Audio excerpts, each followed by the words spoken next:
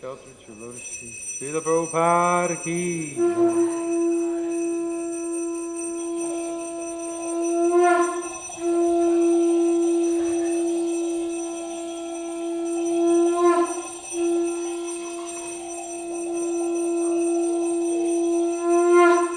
Shri Guru Charana Padama Kevala Bhakti Sadama. Shri Guru Charana Padama Kevala Bhakti Sadama. Shri Guru Charana Padama Kevala Bhakti Sadama. Charana Padama Kevala Bhakti Sadama. Bandha Mui Savadana Mate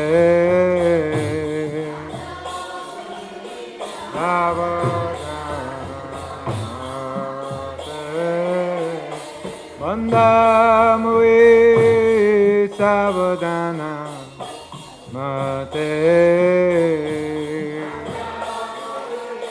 Savadana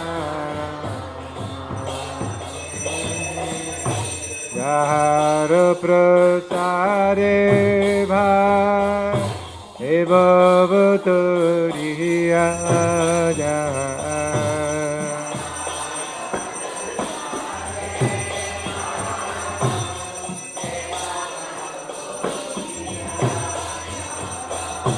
Jahara Prasade Bhai Evavatariya Jahara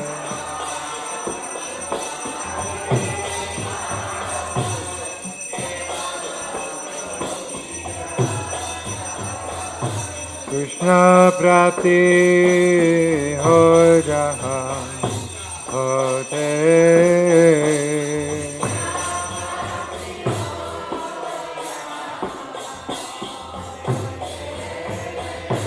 Krishna Prapti Ho Jaha Hote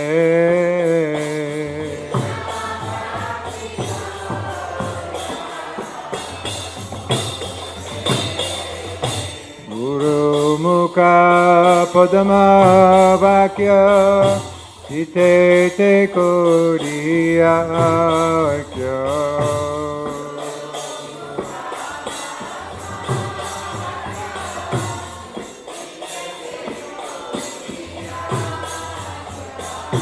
Guru Mukha Padama Vakya Chite Te Koriya Akya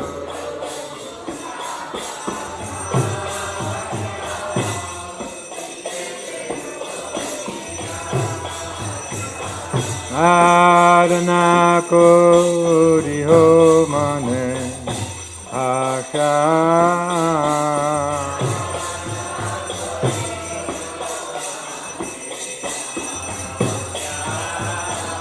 Adana Kori Ho Mane Asha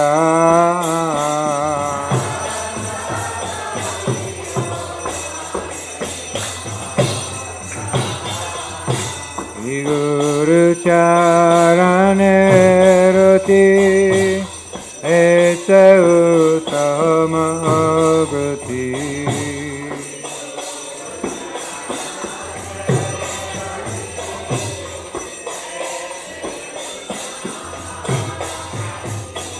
Shri Guru Charane Rati Esa Uttama Gati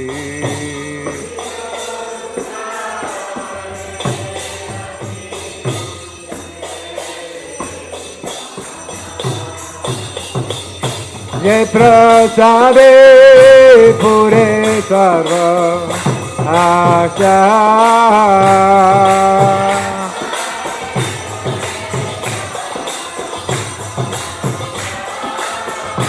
Jai Prasade Pure sarva acha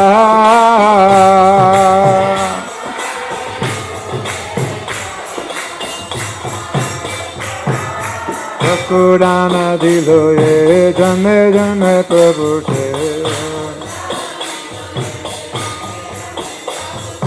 Chakurana dilo ye janme janme prabhu se Divya jnana de prakashita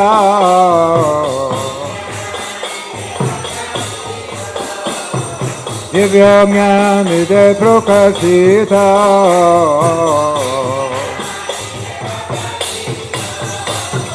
Prema bhakti jate avirya vinata jate Prema bhakti jate avirya vinata jate Vedega jaharacharita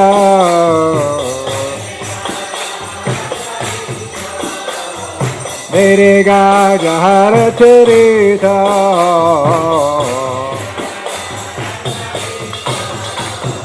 Shri Guru Karuna Sindhu Adhama Janara Bandhu Shri Guru Karuna Sindhu Adhama Janara Bandhu Lokanath Lokarathivana Lokanath Lokarathivana Srila Prabhupada Lokarathivana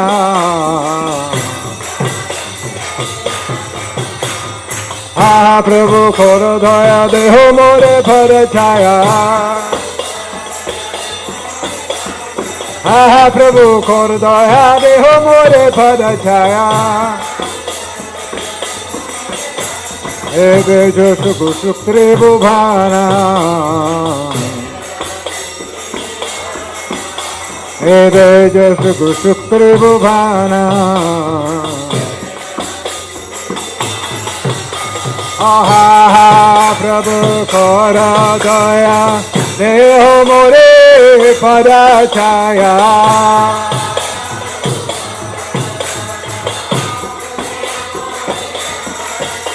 Ha Prabhu Kora Daya Deho More Parachaya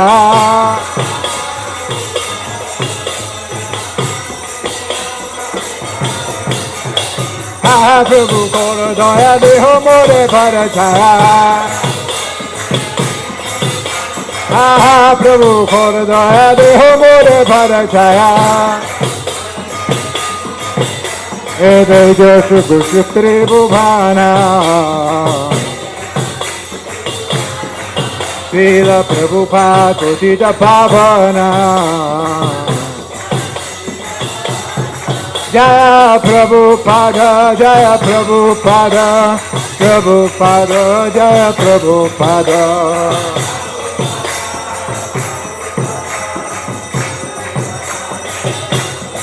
Jaya Prabhupada Jaya Prabhupada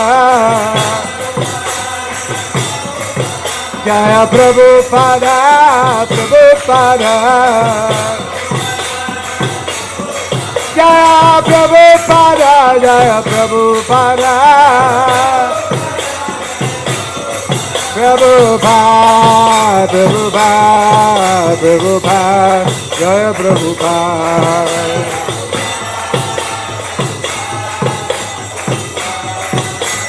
Jaya Jaya Prabhupada Prabhupada Prabhupada Jaya Prabhupada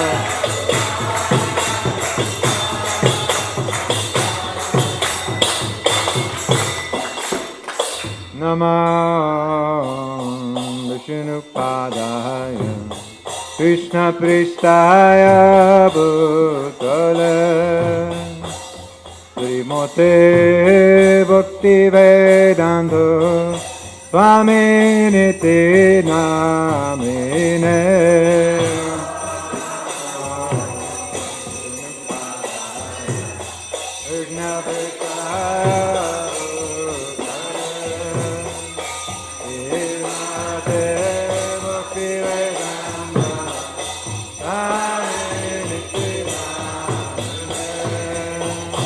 Namaste Saraswati Deve Gauravani Pacharine Nirvishesha Shunyavadi Bhaktacharya Sutarine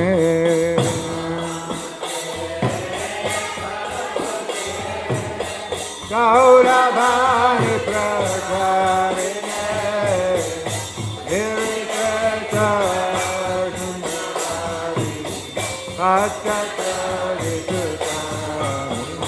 Jaya Shri Krishna Chaitanya Prabhu Nityananda Shri Advaita Gadadhara Srivasadi Gaura Bhaktavrinda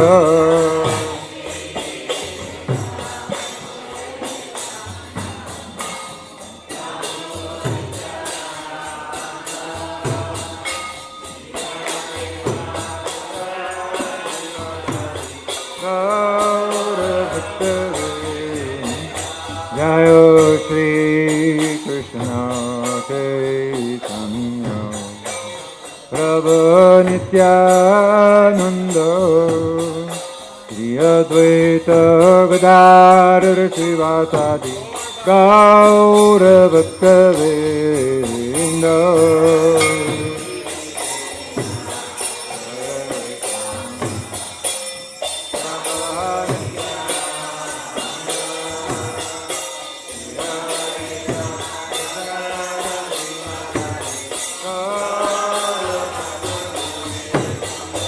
Jaya Shri Krishna Chaitanya Prabhu Nityananda Shri Advaita Gadadhara Srivasadi Gaura Bhaktavrinda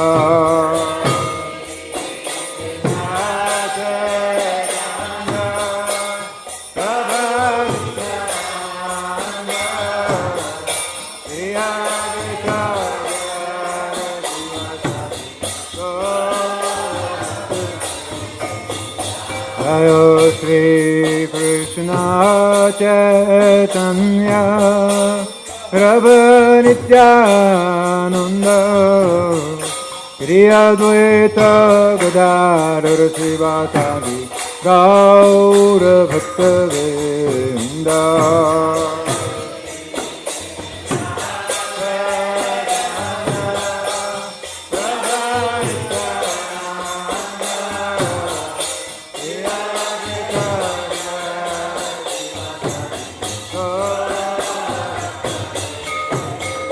Jaya Shri Krishna Chaitanya Prabhu Nityananda Shri Advaita Gadadhara Srivasadi Gaura Bhaktavrinda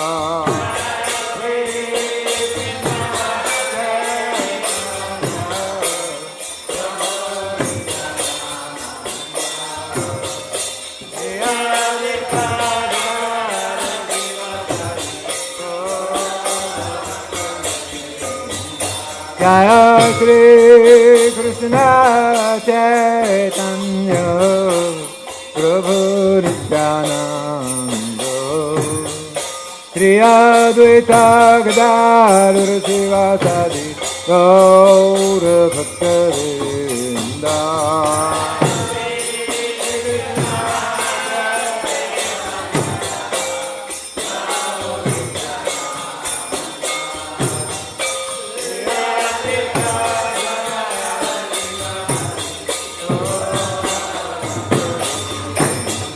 Jaya Gaura Bhaktavrinda Jaya Gaura Bhaktavrinda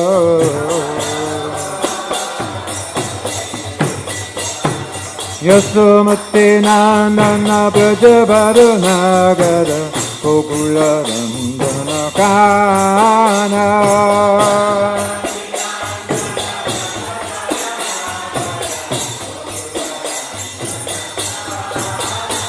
Yasumati Nandana Brajavarunagara Gokula Nandana Kana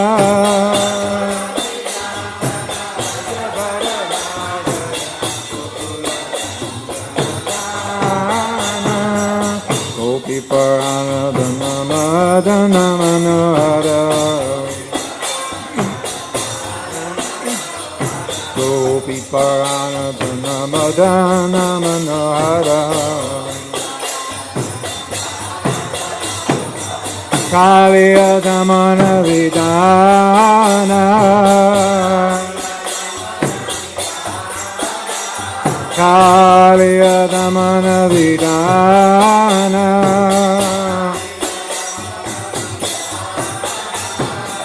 Amala Harinama Miya Vilasa Amala Harinama Miya Vilasa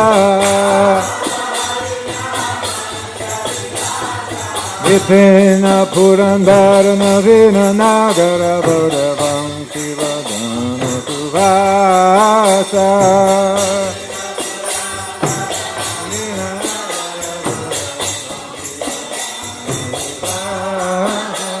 Vipina Purandara Navina Nagara Bhadavam Shivadana Suvasa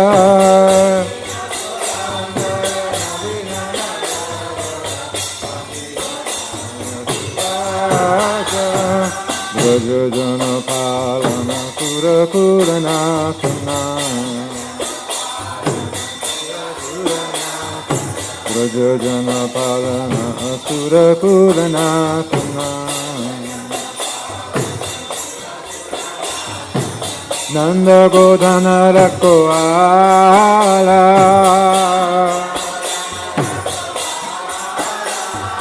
Nanda Godana Rakoala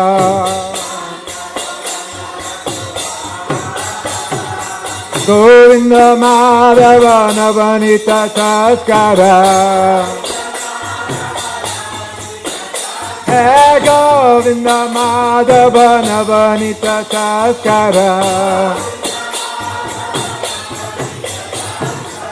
Sundarananda Gopala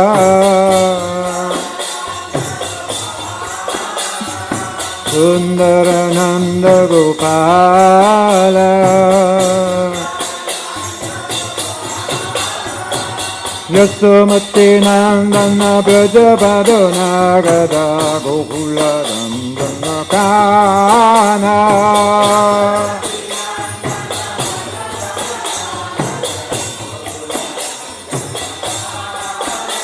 Yasumati Nandana Brajavarunagara Gokula Nandana Kana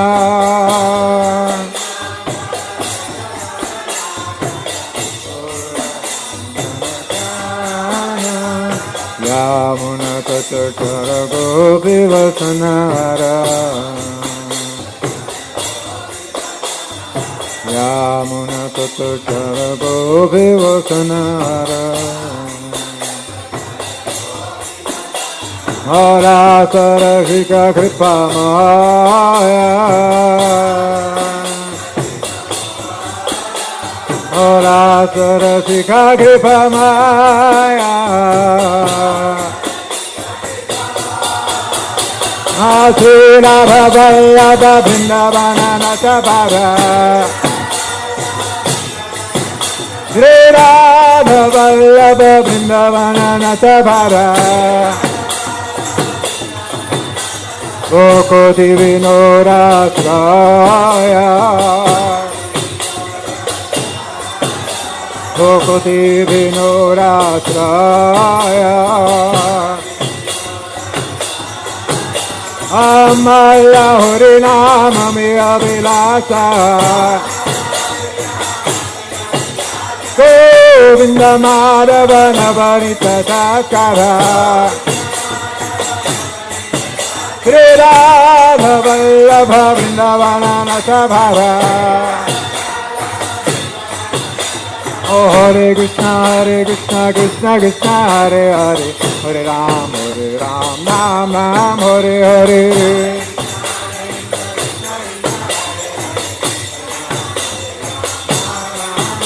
Hare Krishna Krishna Krishna Hare Hare, Hare Ram Ram Ram Hare Hare.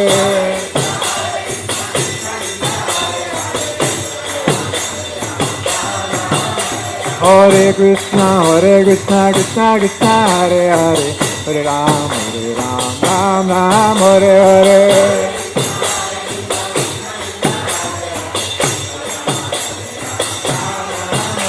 Hare Krishna Krishna Krishna Hare Hare, Hare Ram Ram Ram Hare Hare.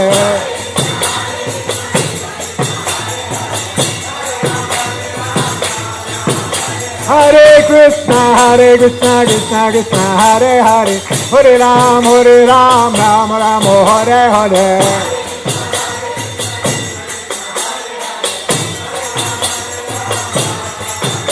Hare Krishna Krishna Krishna Hare Hare, Hare Ram Ram Ram Hare Hare.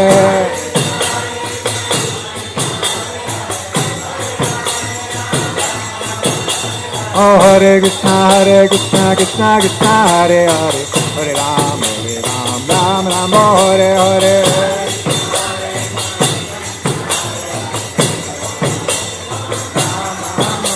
Hare Krishna Krishna Krishna Hare Hare, Hare Ram Ram Hare Hare.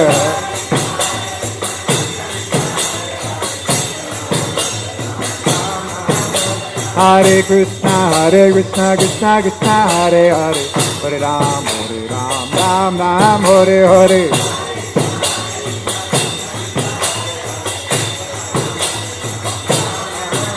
Hare Krishna Krishna Krishna Hare Hare, Hare Ram Ram Hare Hare.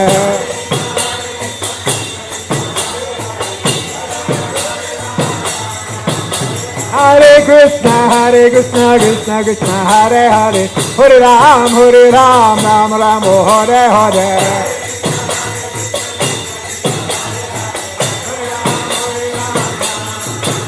Hare Krishna Krishna Krishna Hare Hare, Hare Ram Ram Hare Hare.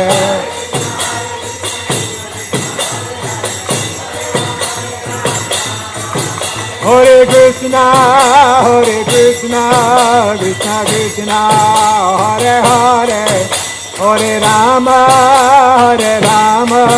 Rama Rama Hare Hare.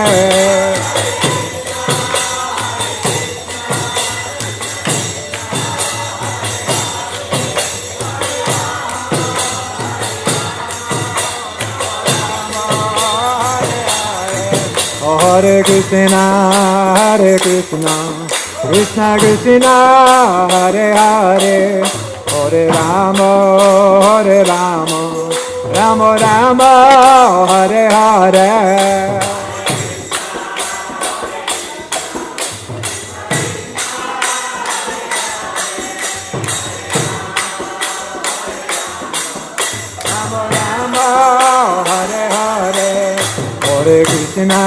Hare Krishna Krishna Krishna Hare Hare, Hare Rama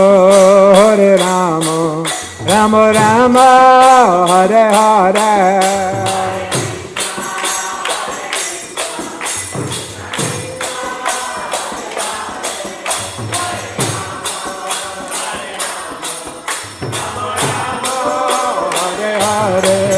Hare Krishna Krishna Krishna Hare Hare, Hare Rama Rama Rama Hare Hare.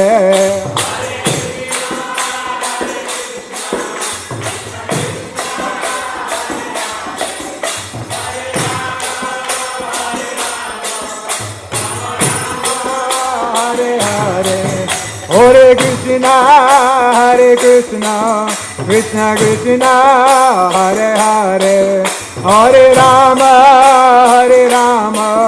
Rama Rama, Hare Hare.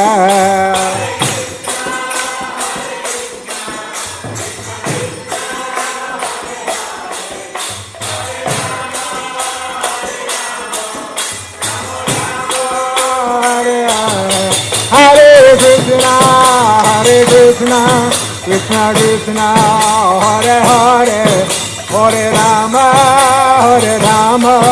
Rama Rama, Hare Hare, Hare Krishna, Hare Hare, Hare Rama,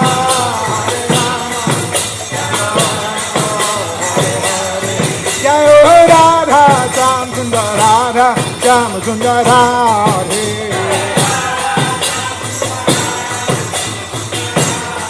Jaya Krishna Balaram, Krishna Balaram, Krishna Balaram, Jaya Krishna Balaram.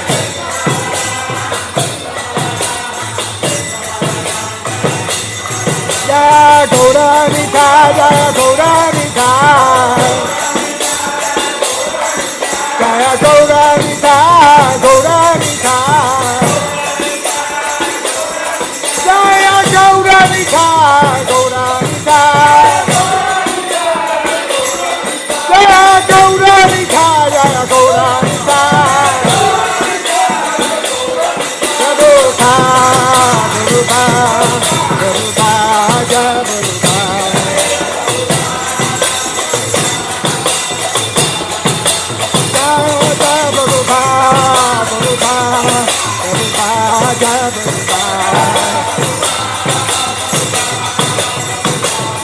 Hare Gaura, Hare Hare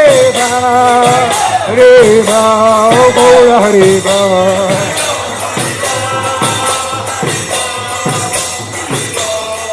Anita Gaura, Hare Gaura, Hare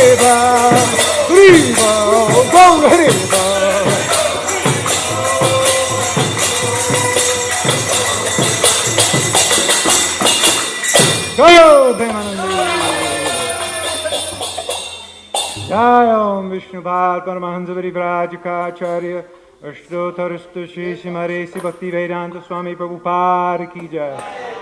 Jaya Om Vishnu Bhad Paramahansa Varivrajikacharya Ashtotarastu Shri Srimad Bhakti Siddhanta Saraswati Goswami Maharaj Prabhupada Ki Jai. Ananta Koti Vaishnava Vrinda Ki Jai. Namacharya Shri Haridas Thakur Ki Jai. प्रेम से कहो श्री कृष्ण चैतन्य प्रभु नित्यानंद श्री अद्वैत गिरिधर श्रीवासरी गौर भक्त वृंद की जय। श्री श्री राधा कृष्ण गोप गोपीनाथ श्याम कुंद राधा कुंद गिरी गोवर्धन की जय। श्री वृंदावन धाम की जय, मायापुर धाम की जय, जगन्नाथपुरी धाम की जय, नूरमणि धाम की जय, तुलसी महारानी की जय, भक्ति देवी की जय, यमुना माई की जय, गंगा माई की जय। श्री हरिनाम संकीर्तन की जय। निताय गौ प्रेमानंदे हरि हरि बोल। समवेता भक्त वृंद की जय। आगो श्री समलगति, आगो श्री समलगति, आगो श्री समलगति, आगो श्री श्री गुरु Gaurang.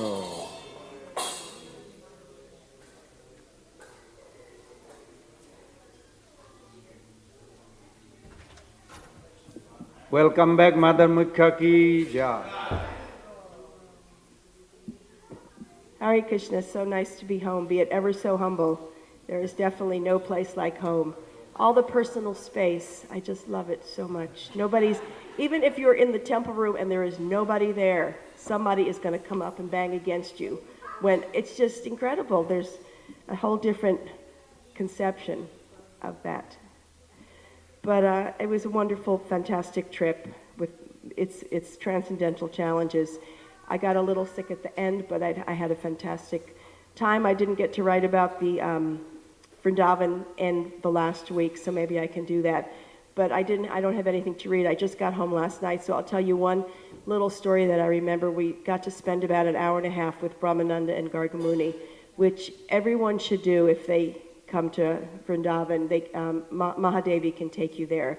They are like the transcendental Laurel and Hardy. And I hope that's not offensive because they're so funny with each other, but they're so full of nectar about Prabhupada. It's like almost heartbreaking thinking that one day all these truths that they know will be gone.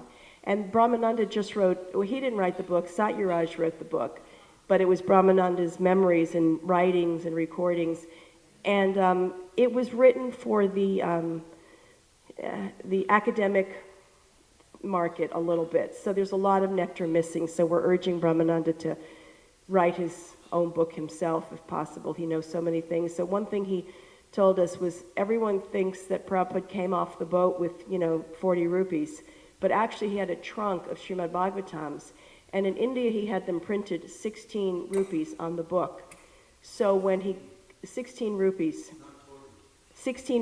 on each book. He had a trunk of Bhagavatams, and on the book was printed 16 rupees. You know how we print the cost of the book on the back of the book. So he had it written 16 rupees. So he was selling his books. So when Gargamuni met him, Prabhupada said, "Would you like to buy my books?" He said, "Yes, I'll buy a set. How much are they?" So Prabhupada looked at the book and he said, $16.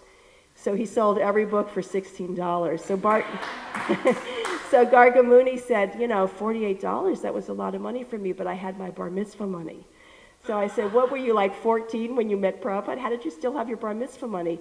He said, it was in bonds. This was hilarious to me because I grew up in bar mitzvah country, and I know that every boy got these bonds. This was their gift. I don't know Jewish people what they were doing, but and so he had the bonds, which they're not really like cash unless you cash it. So he had this paper, he cashed it in, and he gave Prabhupada the money, and that's how he bought the books. So I thought, and Brahmananda was pointing out, he had this plan, he had this money in the trunk, only it was in the form of his Srimad Bhagavatams. And there's more stories. I bought from Gargamuni this set that he put together.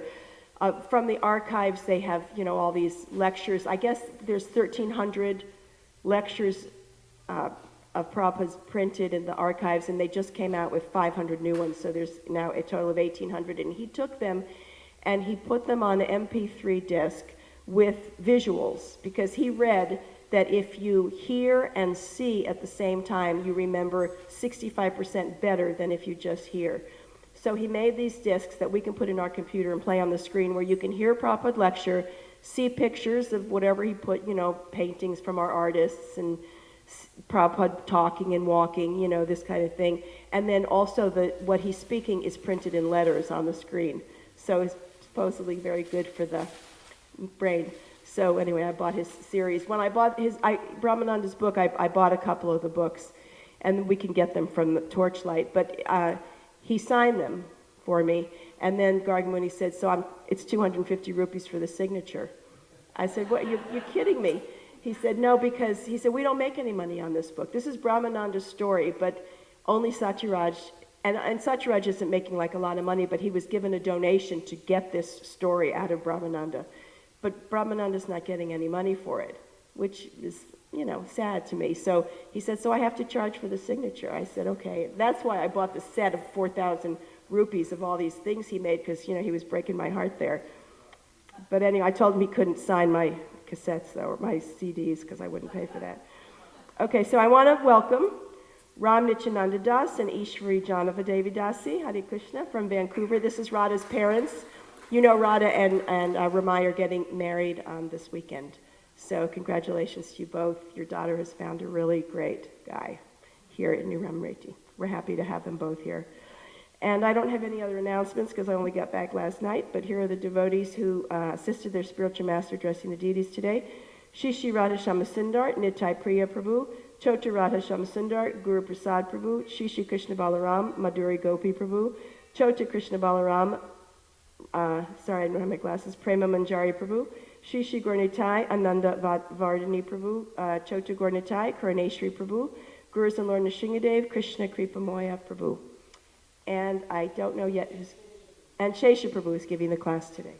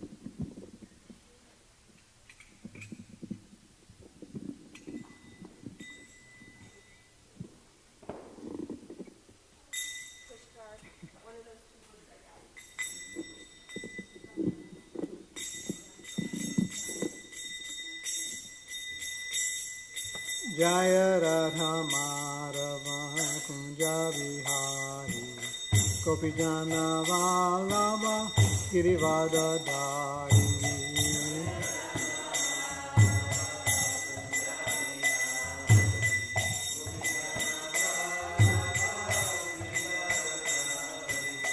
Jai Radha Madhava Kunja Vihari Gopijana Vallabha Girivardhari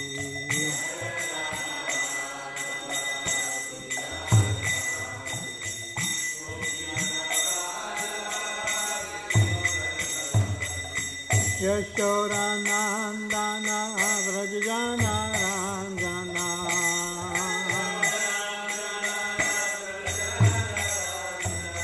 Yashoda Nandana Vrajana Ranjana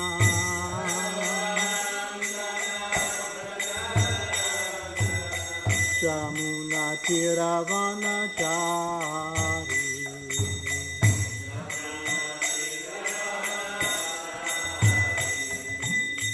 Jamuna Tiravana Chari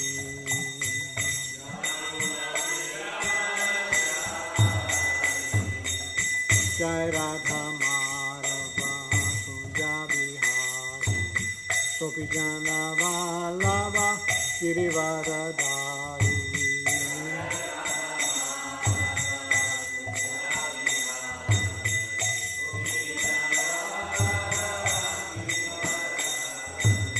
Yashoda Nandana Vrajana Ranjana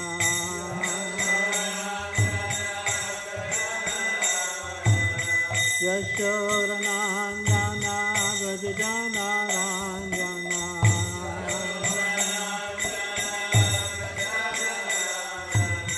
Jamuna Tiravana Chari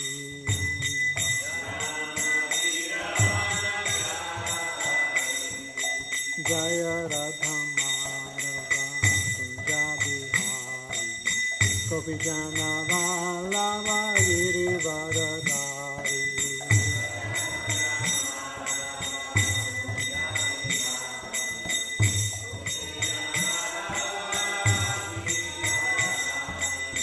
Yashoda Nandana Vrajana Ranjana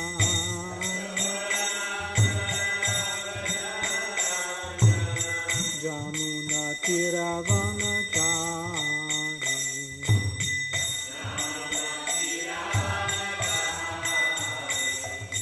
Jaya Radha Madhava Kunja Vihari Gopijana Vallabha Girivardhari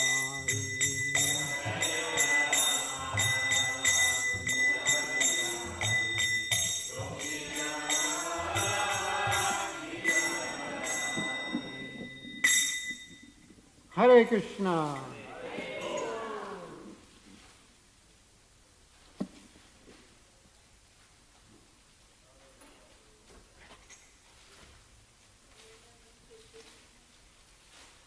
So let me add my welcome back to Mother Mukhya.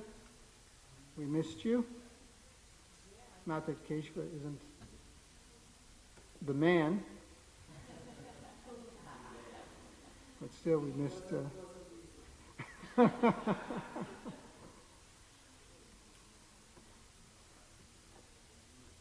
see.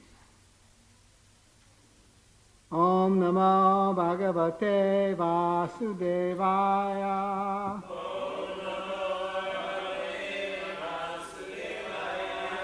Om Namo Bhagavate Vasudevaya.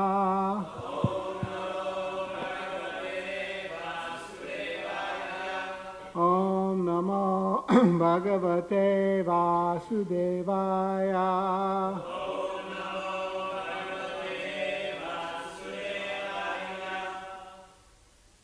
So this morning we're reading from Srimad Bhagavatam, 10th canto, chapter 50. Krishna establishes Dwaraka. Text number 54 and 55.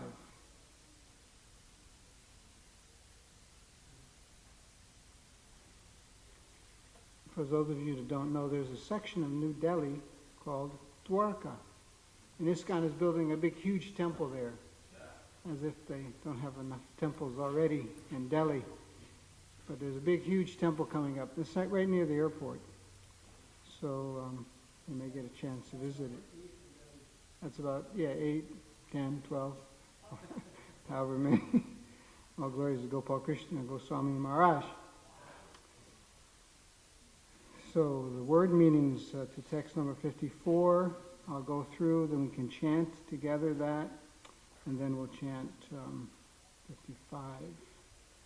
Sudharma, the Sudharma Assembly Hall, Parijatam, the Parijata tree, and Maha Indra, Lord Indra, King of Heaven, Prahinat, delivered Hare to Lord Krishna Yatra, in which Sudharma, Cha and Avastitaha, situated, Martya, immortal, Martya Dharmai, by the law of mortality, Nayuyate, is not affected. Sudharma Parijitam Cha, Mahindra Prahino Dare, Yatra Kavasito Martyo, Martya Dharmai Nayuyate, Sudharmam Parijatam Cha, Mahindra Prahino Dare, Yatra Kavasito Martyo, Martya Dharmai Nayuyate, Sudharmam Parijatam Cha, Mahindra Prahino Dare, Yatra Kavasito Martyo, Martya Dharma Nayuyate,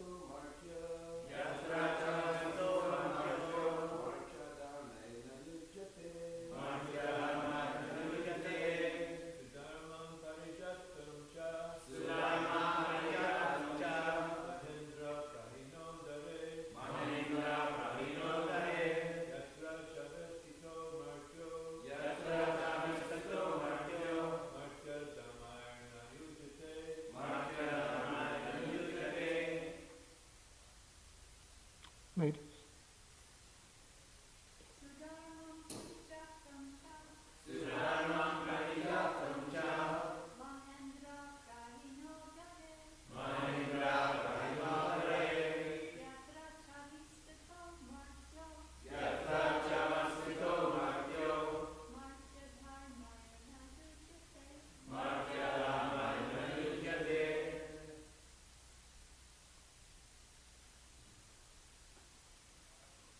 Translation. Lord Indra brought Sri Krishna the Sudharma assembly hall, standing within which a mortal man is not subject to the laws of mortality. Indra also gave the Parijata tree. Text 55, we can chant together. Samarika Varna Varno Hayan Sultan Mano Vijaram Asto Niri Pati Kosam Lokapalo Nijodayam. Lord Varuna offered horses as swift as the mine, some of which were pure dark blue, others white. The treasurer of the demigods, Kuvera, gave his 8 mystic treasures, and the rulers of various planets each presented their own opulences. Purport. Srila Sridhar Swami comments as follows on this verse. The master of the treasury is Kuvera, and the 8 treasures are his nidhis. These are described as follows. Padmas, Chaiva, Mahapadmo, Matsya, Kurmo, Tatau, Daka, Nilo, Mukunda, Sankascha, Nidhayo, Sto, Parikita.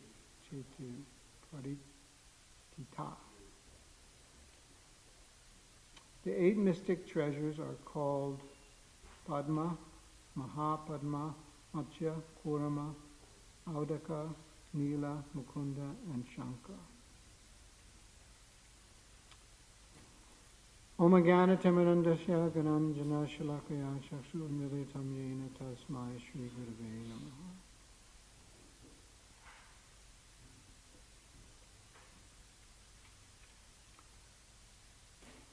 So here Krishna is establishing Dwarka.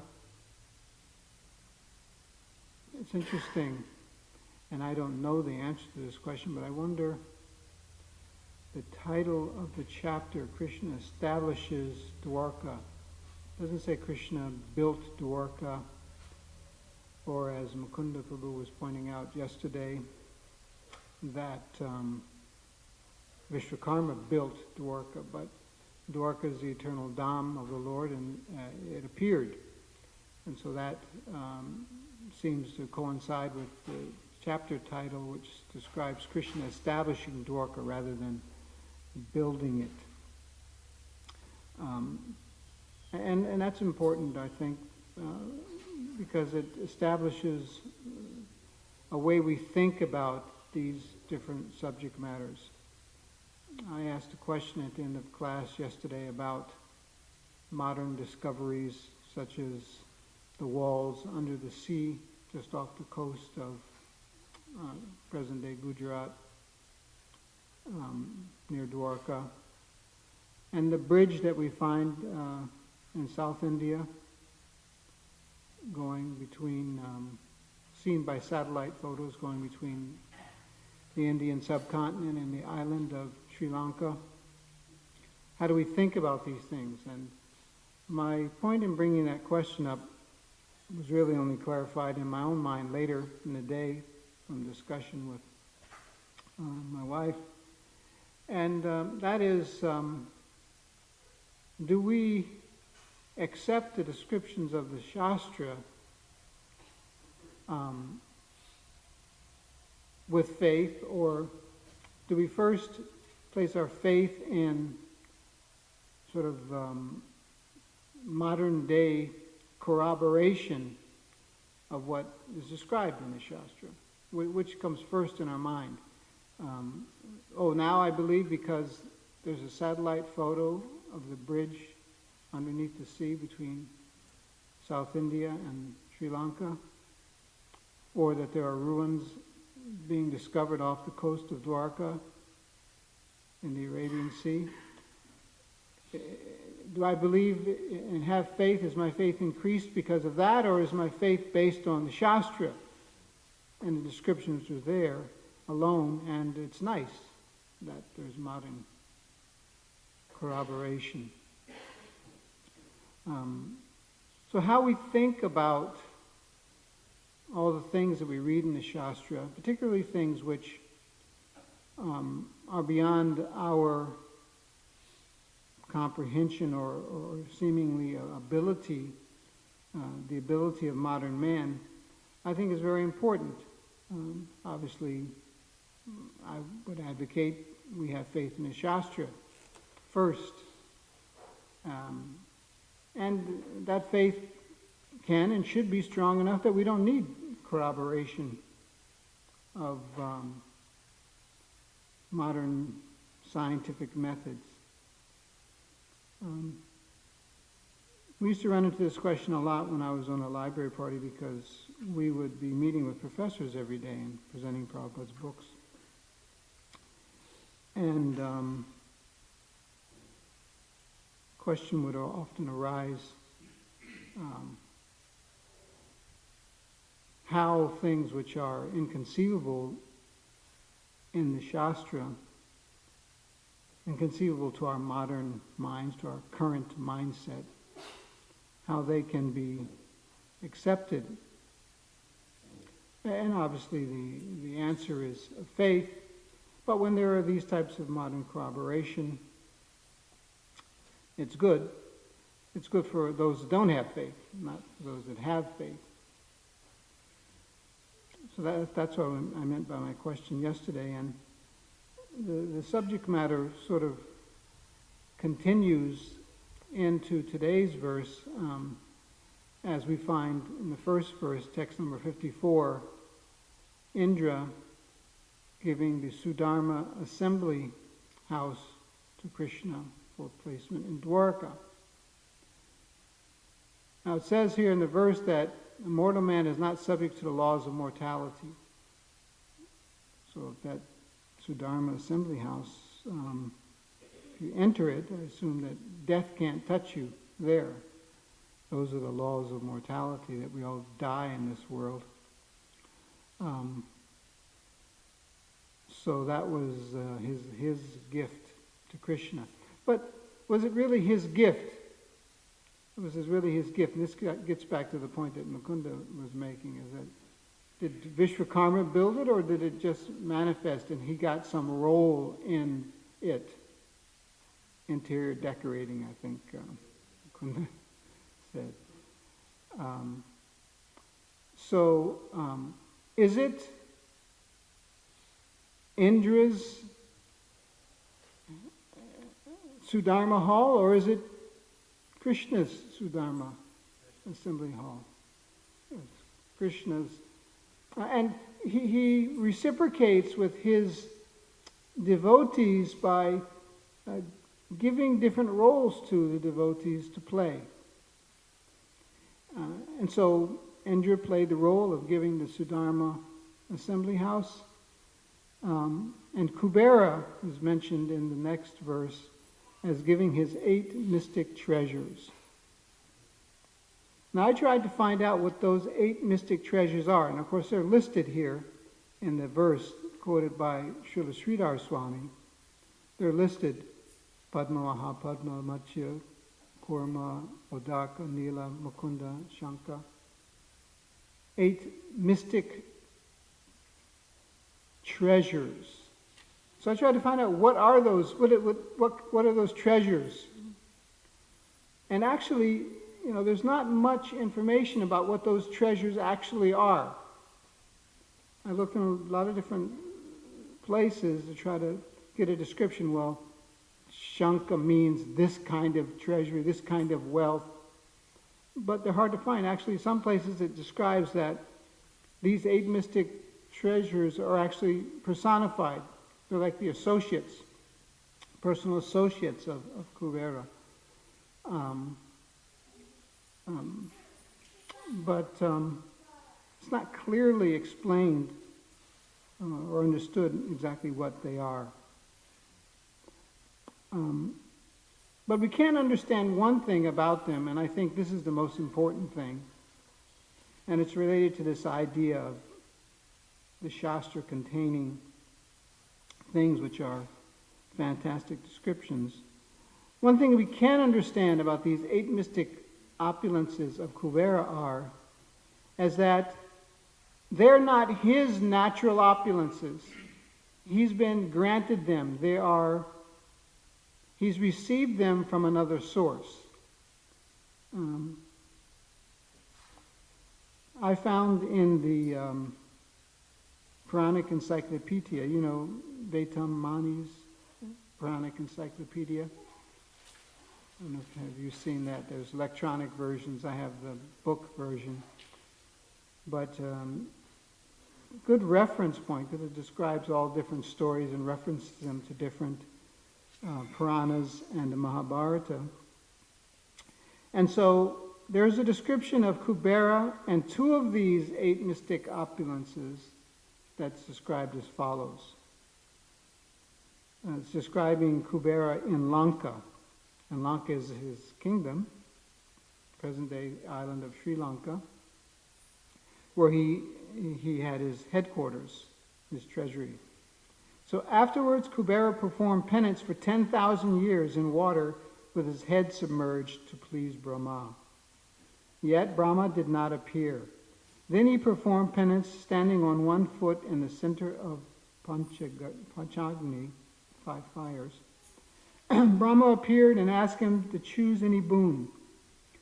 Kubera requested that he might be made a Lokapalaka. That's all. Lokapalas are also mentioned in the second verse today. He wanted to be a Lokapalaka, a protector of the universe, and the custodian of wealth. And Brahma responded by supplying Kubera the treasures Shankanidhi and Padmanidhi, and also the Pushpaka Vimana and as a vehicle. So, one thing we do know about these 8 mystic treasures of Kubera is that he had to perform penance to get them. They weren't his natural opulences. And you'll find, actually, anyone throughout the Puranas, throughout the Mahabharata, anyone who has some opulence, and I'm making a broad statement here, and maybe I should back off from it a bit because I haven't read all these things personally. But my understanding is that to obtain any kind of opulence, one has to perform some kind of penance or austerity, and those things are gifted to one as a reward. Whether one performs these kind of austerities and penances, standing on one leg in the middle of 5 fires, or meditating with your head underwater for 10,000 years, or performing 100 Asvamedha sacrifices, there's something that one has to undergo to be benedicted with these opulences. And that's true for everyone except for one person. Who is it not true for? It's not true for Krishna, Vishnu. You don't find descriptions. Vishnu performing austerities for 10,000 years, 100,000 years to get his opulences. They're his natural opulences. He's Lakshmipati. He's the controller, the husband, the lord of the goddess of fortune. And so we should understand that this difference between Vishnu and all the other demigods that we hear descriptions of is that Vishnu's wealth, his opulences are his own natural opulences. And so here we find in description of Srimad Bhagavatam all the demigods giving back the opulences which they have received, offering them to Krishna. And Prabhupada gives the example, like a little child. A child completely dependent upon its parents for food, but when he gets that food, he offers it back. And that loving exchange is very pleasing to the parent. So that's what we're meant to do with any opulence we have. We should understand its origin and how it's best utilized. Just a quick side note, because the verse talks about Lokapalas, the rulers of various planets. The point is made also, it says in the verse, their own opulences. They presented their own opulences. Well, they're not really their own. They're bestowed with these things and they're offering them back. But it says Lokapala. Now, when I had darshan this morning of Shri Krishna Balaram, I thought, well, this is Lokapala. Look at those sticks they're carrying. they're going to rule with those sticks. They're Lokapala, not the demigods. They have that position, and they're showing that to us with those wonderful sticks.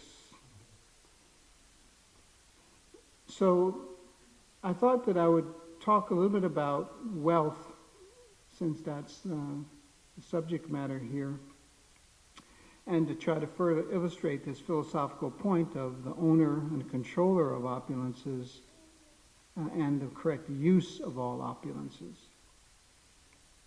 Srila Prabhupada gave us a couple of stories that can help us remember this principle. So Srila Prabhupada on wealth, he used to say that a devotee of the Lord, if he gets a donation, say from a very rich person, $1 million, that he'll take that $1 million and he'll spend it in the Lord's service in one day, and the next day he'll knock on that gentleman's door again and say, "Can you give another $1 million?" Because he had no hesitancy in understanding that this money, Lakshmi, is the energy, the Shakti of the Supreme Lord, and it's meant for use for the Supreme Lord. So he would do that without any hesitation, and then come back the next day for more, because all of it belongs to Krishna. He also told us a story about how a Vaishnava regards wealth or money in general. And he compared and contrasted the Vaishnava to another spiritual leader in India who used to say that whenever anyone comes to offer him money, his hand automatically turns away. In other words, you get money, someone's giving you money, you put your hand out like that. But this man said, no, his hand automatically turns away. Prabhupada criticized this because Lakshmi, money, the Shakti of the Lord, is meant for engagement in the service of the Lord, so why are you turning your hand away? As if it's some source of contamination or something. No. It's meant to be engaged. And so these two instances, these two stories, give us some idea of how Prabhupada understood wealth and utilized wealth in the service of the Lord. So there are many other types of instructions, particularly of Lord Chaitanya, to his devotees concerning wealth. And so I'm going to read a little bit some of those things, and we can discuss. First, in Lord Chaitanya's discussion with Ramananda Rai, the subject came up about what is the most valuable thing in the world. Wealth obviously has value, and so what's the most valuable thing in the world? This came up in the discussion. Lord Chaitanya asked, I'll just read. Lord Chaitanya next asked Ramananda Rai, what is the most valuable thing in the world? Ramananda Rai replied that he who has love for Radha Krishna possesses the most valuable jewel and the greatest riches. One who is addicted to material sense gratification or material wealth is not really to be considered wealthy. Why is that? Who can say why having love for Radha and Krishna makes one wealthy? Anybody? Anything? Yes. Devotion is the highest platform of spiritual enlightenment. Very good. Devotion is the highest platform of spiritual enlightenment. And on that platform, you get love of Krishna, you have love of Krishna. So that's one thing about wealth. Wealth sort of like separates you from the rest, right? The cream rises to the top. And so the top of society is so-called the wealthy class. And so wealth gives that exclusivity. And so yes, being on the topmost platform, that can be compared to wealth. That's where we find Radha Krishna. Thank you. Anyone else have anything to add? Yes. Well, we can say that all kind of material wealth is temporal, is ephemeral, disappears. You cannot really enjoy that eternally. But the treasure, the wealth of spiritual one, especially the one which is related with Radha and Krishna, is eternal. It's eternal benefit. And it can be transmitted to others to give the best help or assistance to other living beings when you give that knowledge to them. Right. They're very good. It's not temporary. It's not, and that's important because wealth in this material world, Lakshmi is called Chanchala. She's here one day, gone the next, and it can't really satisfy you, isn't it? Because if you feel like you're going to lose wealth at any time, you're in anxiety how you want to hold on to her, how you want to control her. But if you understand that the wealth you get from the love of Radha Krishna is eternal and it's not going to go away, then you feel a lot more peaceful. And he brings up another very interesting point. Prabhuji says that it can be given to other people. A lot of wealthy people, what they do when they have wealth is they give it to others and they find satisfaction in doing that. And so Chaitanya Mahaprabhu has also asked us to do that. Prabhupada also asked us to do that. Now you've attained this wealth. I've broken open the storehouse of love of God. Chaitanya Mahaprabhu went and saw where all the wealth was. It was in love of God, in a big storehouse, a big go-down, where all the money and the wealth was, all these riches were. And he's plundered that, just like one plunders wealth. And he's giving it out freely to everyone. And he's asked us, you take it, and I only ask you one thing in return. What does he ask in return? That you give it to others, that's all. I've given it to you, you just give it to others. And so, yes, that's how love of Radha Krishna is wealth. Anyone else have any ideas? Yes?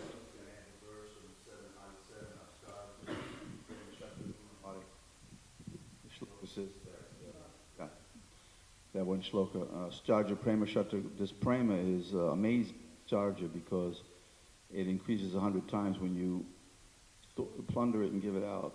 This amazingly increases 100 times every time. Prema Shata Guna Bhari, the expanding.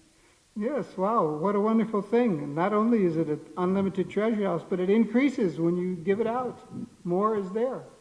What a wonderful source of wealth that is. Yes, so let me just finish this section from Chaitanya from the teachings of Lord Chaitanya.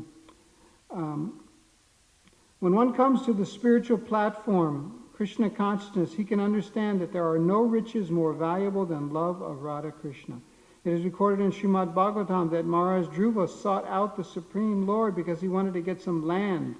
But when he finally saw Krishna, he said, I am so pleased, I don't want anything. In Bhagavad Gita also it is stated that if one takes shelter of the Supreme Personality of Godhead, or is elevated to the supreme state of love of Godhead, he has nothing more to aspire for. Although such devotees can attain whatever they desire from the Lord, they do not ask anything from him. So this is another aspect of wealth, isn't it? That it provides a certain amount of satisfaction. But material wealth can't provide that because we're always afraid that it's going to disappear. But spiritual wealth not only provides, spiritual wealth provides a strong satisfaction that you don't desire anything else. If this unqualified soul got into the spiritual world, the first thing I would do would go to a wish-fulfilling Kalpavriksha tree and ask for all kinds of material benediction. But the residents of The spiritual world don't do that. Why? Why don't they do that? Because they're completely satisfied. They don't have anything to ask for. They don't have anything, except for service to Krishna. That's all. And so this is such a unique form of wealth that it has this type of characteristic, that one doesn't want anything more. So that was the discussion between Lord Chaitanya and Ramananda Rai.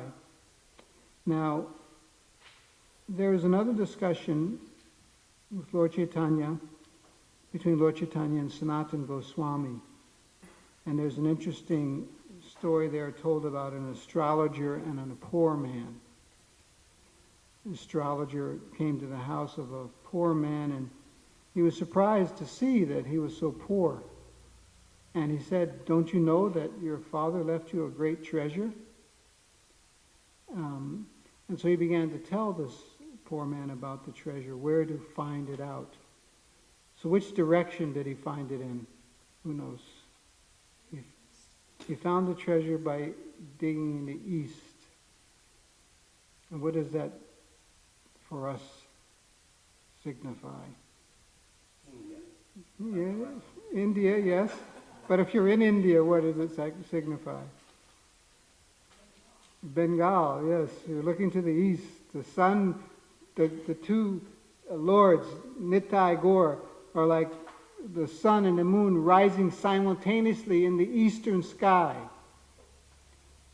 And there, they've brought us the treasure of the holy name of the Lord. And so the astrologer advised him, dig in the east and you'll find this treasure. And by that treasure, you'll be completely satisfied. No need for us to be forlorn and full of anxiety and distress in this material world. There's no need for us. We are like that poor man. Because actually, our Father has left each and every one of us a wonderful treasury. We're so fortunate. We just have to seek it out in the right way. Don't be fooled by other paths. Yoga, jnana, karma. These things only cause more distress. Focus exclusively on bhakti. And a bhakti process which is very easy obtained just by chanting Hare Krishna. I saw yesterday a quote from Srila Bhaktivinoda Thakur where he said that anyone who sincerely chants the holy names of the Lord will achieve complete perfection in the course of his ordinary activities. Something to that effect. He'll achieve complete perfection in the course of his ordinary activities. So you don't have to change everything. You don't have to give up this, whatever. Just chant Hare Krishna sincerely. And by doing that, you'll attain perfection, even in the course of your ordinary activities. That's such a wonderful thing. In the Bhakti Rasamrita Sindhu, Nectar of Devotion, Srila Rupa Goswami also describes the benefit of spiritual wealth. First of all, he describes that it's very rare. Now, wealth is rare, although if everyone had $1 million, then $1 million wouldn't indicate one being wealthy.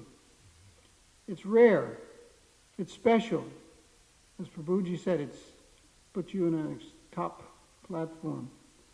So devotional service to the Supreme Lord is like that, and therefore it's actually our wealth. It's rare.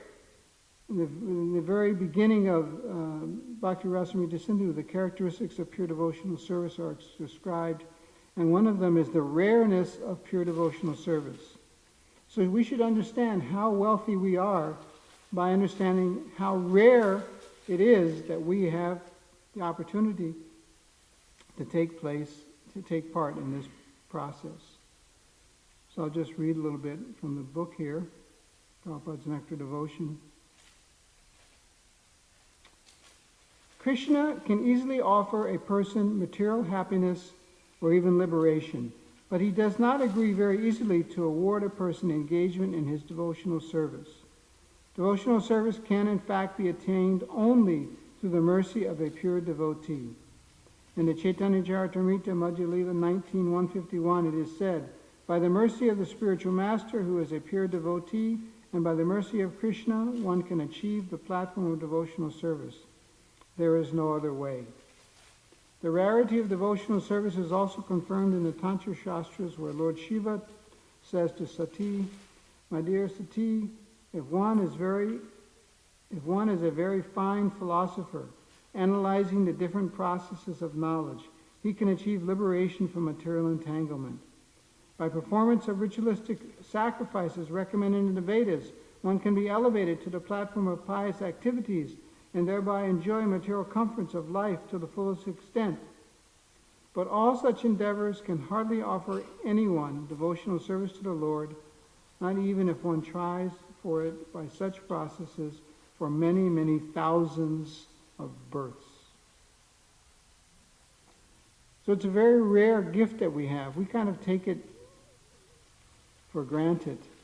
We can come here to the temple and there's someone speaking on Srimad Bhagavatam, or there's a nice chanting of Hare Krishna. There's always beautiful deity worship.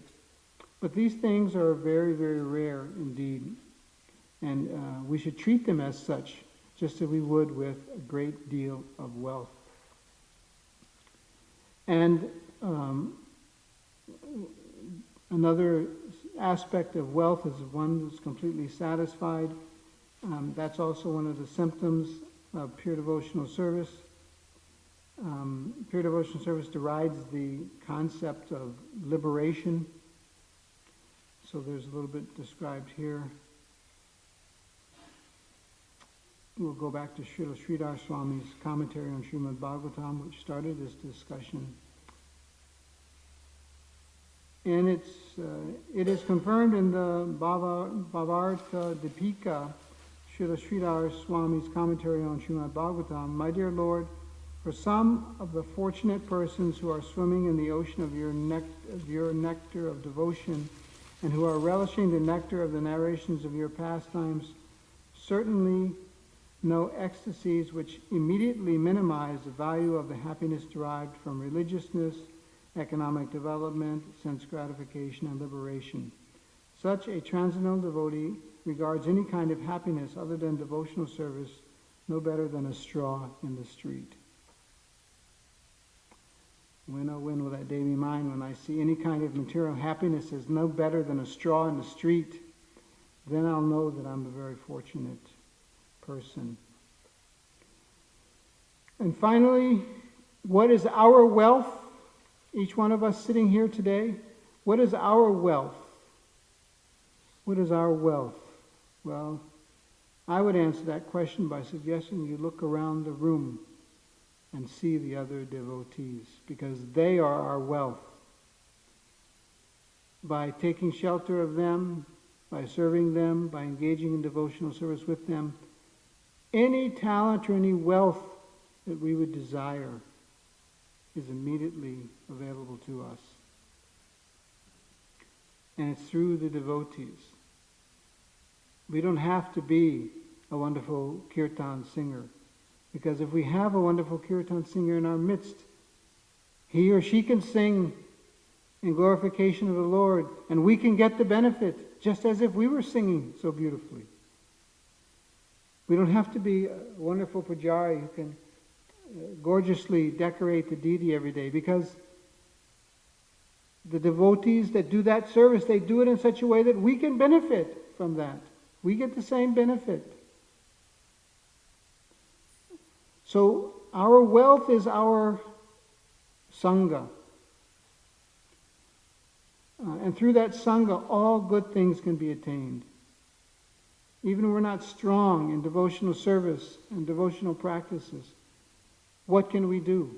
We can take shelter of those who are strong in devotional practice, get their association, and benefit by being in their presence. It's a great wealth, all the devotees of the Lord. We should appreciate that and utilize it, take advantage of it. Because sometimes we may find ourselves in the most regrettable position, and that position would be bereft of the association of the devotees of the Lord. So covet that wealth very carefully. So these are some thoughts on the two verses today. Krishna establishes Dwarka. Are there any comments or questions that anyone has? Sure, come.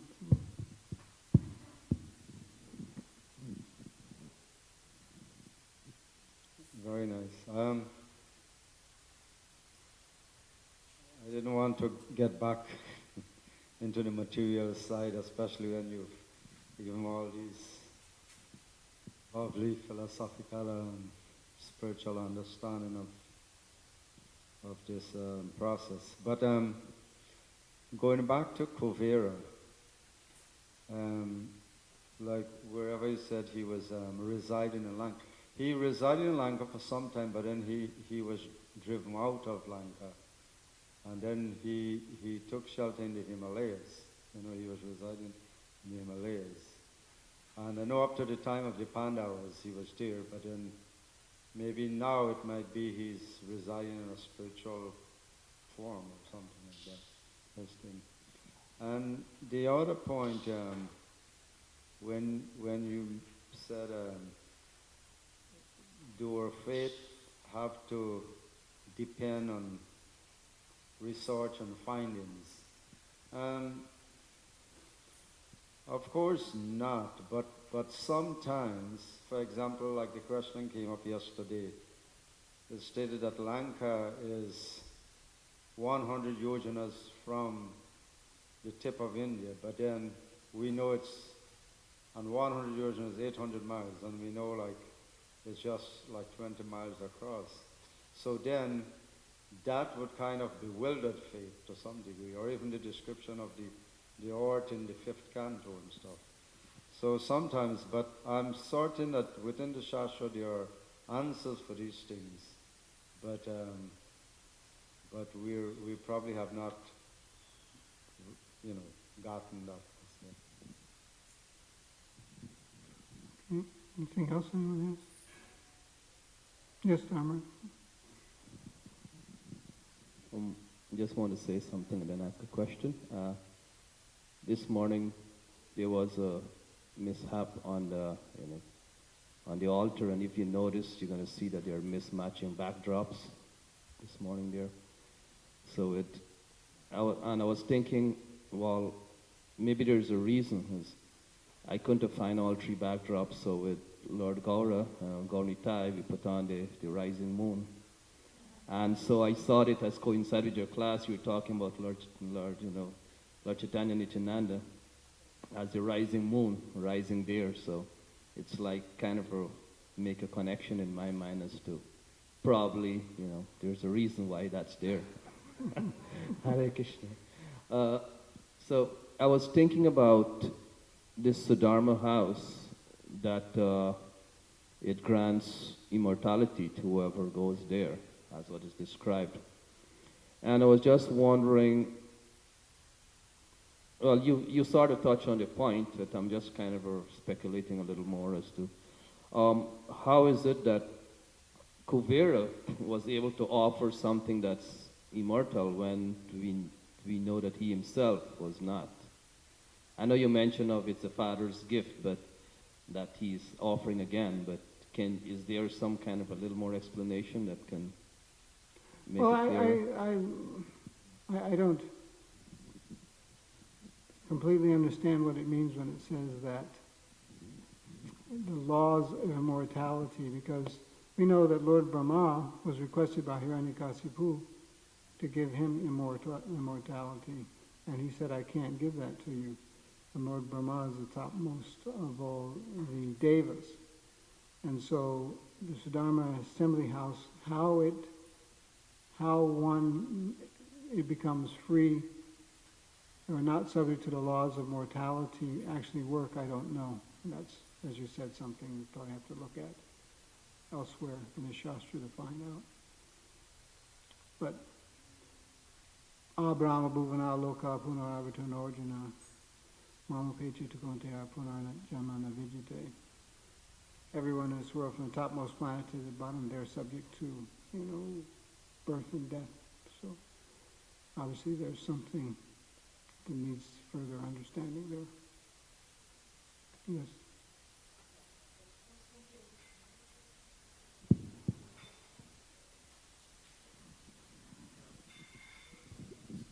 A couple examples came in my mind in regards to Dharmaraj Prabhu's question about how you can give something when you yourself don't have it, but it seems like it happens. Like I was thinking about how Lord Shiva, when he wanted to enter the rasa dance, he couldn't, and yet Purnamasi gave him the benediction that he can give that benediction or boon or for others to go in the rasa dance. In other words, he can make sure not to let others come and let others go, those who are qualified.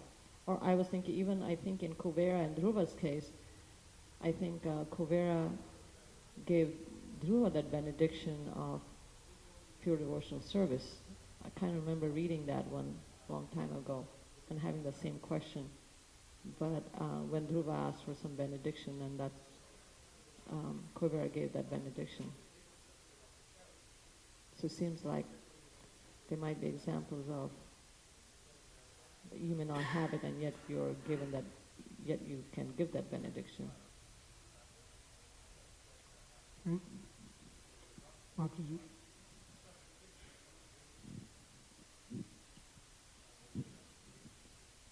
Hare Krishna. I have a comment and a question.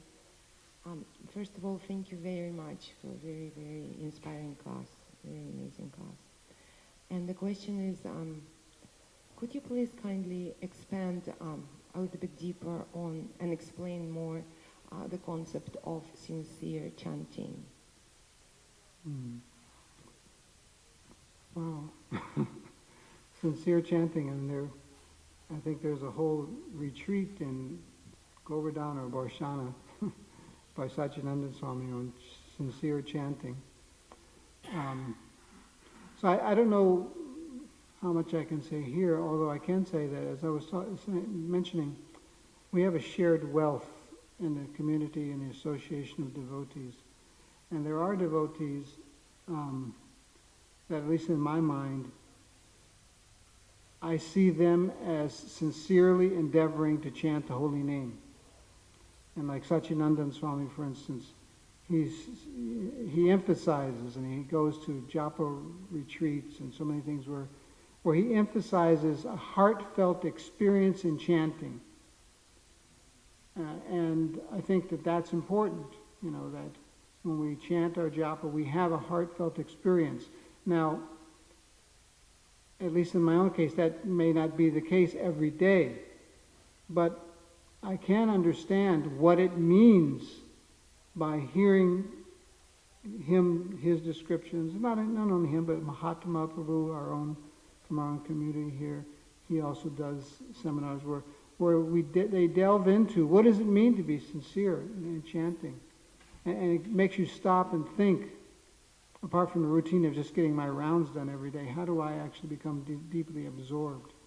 And devotees have sort of specialized in this, and they offer instruction in this, and we should take that instruction. It's not something that maybe can be captured in a few sentences, but rather it's experienced by taking the time out of our daily and busy schedules to get away and just focus exclusively on chanting Hare Krishna. That way we can understand. I think that we should probably end there. Grantaraj Srimad Bhagavatam Ki Jai.